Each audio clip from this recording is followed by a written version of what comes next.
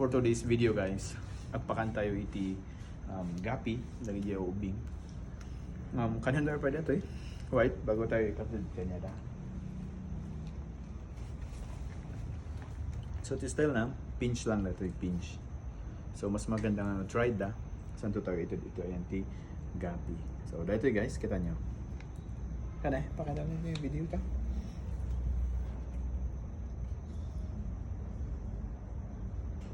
So dito kailangan nga marumok actually. Santo mga dadag di gapi. Yan. May data pang lagi di fingerlings kasi high in protein. So dito yung mat-90 anak. So no anak taw-tawan ta lang. Nisip.